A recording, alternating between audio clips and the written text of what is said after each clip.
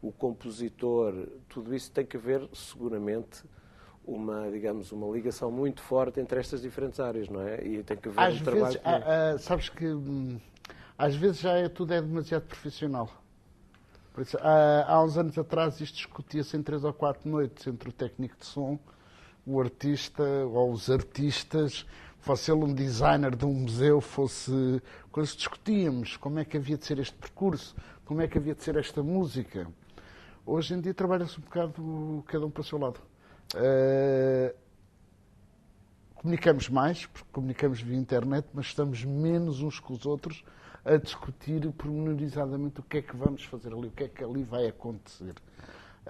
Acho que aí perdeu-se um bocado. As tecnologias trouxeram-nos outras coisas. O rigging é uma atividade que está ligada à iluminação, muito ligada, entre outras coisas, obviamente, mas muito ligada à iluminação, e é uma atividade que em Portugal foi, digamos, implementada muito recentemente. Antigamente não existia, nem sequer se sabia sequer o que era bem essa atividade em si. Qual foi o impacto, digamos, que este know-how técnico na área do rigging teve na montagem, desmontagem, no processo todo de iluminação? Não só no próprio processo de criação. Antigamente o iluminador, quando pensava num espetáculo, pensava e raramente tinha alguém a quem consultar. Olha, isto funciona, isto é seguro, isto não é seguro. Por isso, quer dizer, os riggers vieram trazer uma segurança ao espetáculo que ele não tinha. Por isso, o podermos consultar, eu várias vezes telefono, Fred, estou a pensar fazer isto funciona, não funciona, é possível. Problemas tem, que problemas não tem. Por isso, o rigging acabou por trazer uma série de soluções que a iluminação precisava e que se fartava de arriscar, porque fazia, bem ou mal fazia. Pedro, para além das saídas profissionais mais óbvias, que outro tipo de saídas profissionais podem existir para quem faça formação na área da produção de eventos e da iluminação, mais concretamente? Numa primeira fase, atenção, quem sai daqui para uma formação dificilmente chega a outro tipo de iluminação que não a de eventos. Okay. Porque a iluminação arquitetural, a iluminação de exposições, a iluminação de cidades, é quase que uma formação superior dentro da própria iluminação. Por isso, quem sai daqui para já deve trabalhar nas áreas óbvias da televisão, do espetáculo, do evento.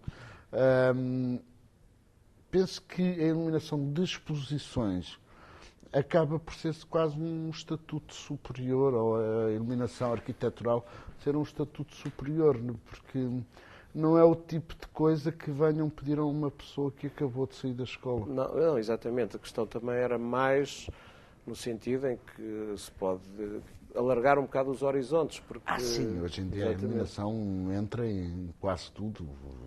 Um jardim pode ser bem ou mal iluminado. Exatamente. No nosso caso, são quase todos muito mal iluminados. Eu gostaria, para finalizar, pedir duas coisas. Gostaria que falasse um bocadinho do leque de espetáculos que tu fizeste até hoje, da enorme quantidade de espetáculos diversos que tu fizeste.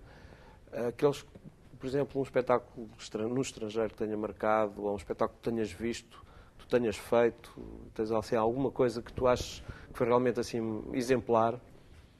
Um que eu tenha visto foi o de Madonna em Madrid em 94, que foi das coisas que acho mais bonitas que eu vi na vida, mais bem feitas.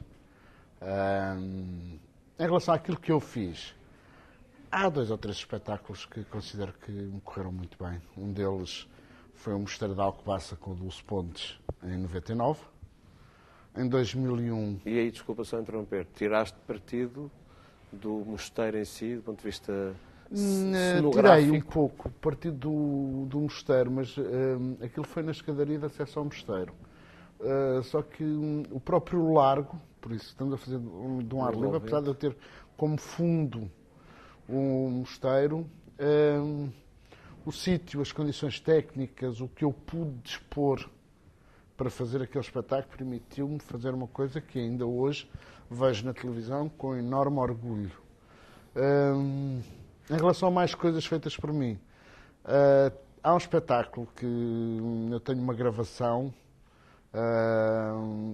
que me enviaram de Itália, que é em Nora, na Cerdanha, que é numas ruínas romanas. Eu nunca não sabia sequer que estavam a gravar. E, na verdade, a noite foi lindíssima e as imagens que mandaram são fantásticas. Curiosamente, as referências falam sempre de algo que está para além da iluminação, no caso das ruínas romanas e da catedral. Há uma coisa que até hoje eu não consigo fazer. Iluminar alguém ou fazer um espetáculo, ou integrar um espetáculo com iluminação de alguém por quem não tenha nada a ver. Por isso, não eu tenho que ter uma profunda admiração pelas pessoas que estão no palco. Não faz sentido de outra maneira. Por isso, aquela história do profissionalmente é possível, não é possível. Os grandes espetáculos não são feitos assim. Se a pessoa não tiver uma profunda admiração por quem está no palco, só aí é que podem surgir depois as ideias brilhantes, que surgem, não surgem todos os dias, surgem de vez em quando. Há aqueles dias em que a gente tenta uma, duas, três e aquela porra não funciona mesmo. E depois há aquele momento em que funciona. Sou também de uma geração um bocadinho diferente, por isso eu não gosto de maquinismos. Ou seja, aquele espetáculo todo sequenciado pode parecer que não é monótono, mas fica monótono. Por isso eu gosto de uma pré-programação e depois um espaço dado ao improviso no meio dessa pré-programação. Por isso, portanto, se há um momento excepcional do público, eu tenho que dar público. Não posso estar agarrado a uma programação sequencial. Mas isto é uma geração também diferente a falar em relação à luz. Hoje em dia, toda a gente gosta das coisas tão rigorosas que eu acho que perdem um bocado os grandes momentos. Portanto, tu consideras que, digamos, toda a iluminação não convencional, o facto de hoje se poder programar, portanto, digamos, existe um sistema já informatizado, é apenas uma ferramenta para atingir um fim?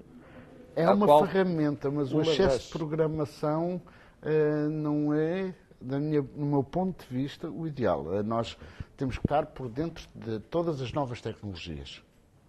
Isso é fundamental. Agora, não me parece, e no meu ponto de vista, os momentos mágicos que conseguimos em Dulce Pontes, em Madre Deus, em Represas, em Rui Veloso, aconteciam porque tínhamos espaço ao improviso. Exatamente. Porque as reações do público não são assim tão previsíveis. Algumas reações e alguns momentos em palco não são também de todo previsíveis. O músico faz isto porque naquele momento lhe apeteceu fazer isto.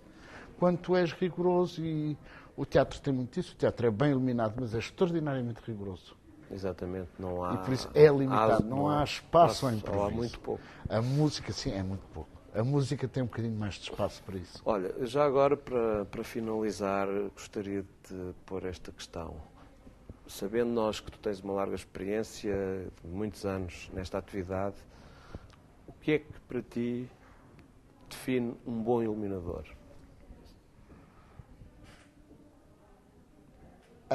Dito assim dessa forma é difícil. Um bom iluminador temos que o contextualizá-lo.